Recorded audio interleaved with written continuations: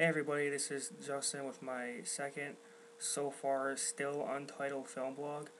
I can't think of a name to call this, so if anybody has any ideas, shoot a comment and one of the embed links are on YouTube itself.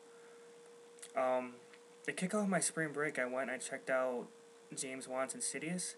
James Wan is most famous for directing and writing the first Saw film, and he left the franchise after that in terms of directing. Um, so the sequels really don't have anything pertaining to him so much, but I still consider the first Saw a relatively real good thriller slash horror that I think will stand the time, and people just forget about the shitty franchise that followed. Um, but is Insidious good? Well, yeah, it's actually really good. What's kind of blew me away, because after James Wan did Saw, he didn't really have the best track record for film. So I was kind of going into this with a pretty okay trailer and some pretty low expectations. And a lot of that has to do with because I'm just really kind of sick of these haunting sort of slash possession style films where they just pretty much follow the same basic formula. Said child or person gets possessed. Parents don't know what to do. They get some priest or paranormal people. They exorcise the bastard. Shit goes weird. Somebody probably dies. Kid wakes up. Devil or demon dies, and everybody ends happy. So the formula is old and it's stale, and I just went in kind of hoping that they would do something new. And for the first half of the film, they don't. They go off of the tried true formula of building tension, giving off some boo scares, and I'm sorry, I just can't get over how freaking pale I look in this video. Um, but they gave off some boo scares, and I mean I jumped a little bit, and I was building tense, and I was just kind of going along for the ride. It was the second half of the film that blew me away, in terms of the direction that it took. Because they didn't go off of the basic, let's just, shake this kid till he's awake or just call out to him. They bring it to some pretty new territory, and I gotta say I dug it a lot. And I'm sorry for being vague on the details on this, but you really want to go into this movie knowing the least amount about it. So I'm going to stop in terms of plot and pacing there and just hope that you take my word for it. One thing I got to point out is if you're going to go check it out in the theater, or if you have like a home surround sound system, check it out there, because it's that nice sound quality that really gets the jump out of you if you want to get scared. And they take advantage of that pretty well.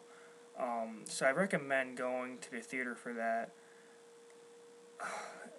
The casting, Patrick Wilson plays and Rose Byrne play the lead couple, and it's just they play an authentic, everyday couple. There's really nothing special to the role, but they play their parts pretty well. And I gotta say that I was able to feel for the parents of and what they were going through, and what eventually happens, and it's just I dug them as actors in the film. Same thing with the editing and just the overall horror direction. I love my slow building horror, and I love it when tension gets built, and I love it when it just explodes in the end. They did just that.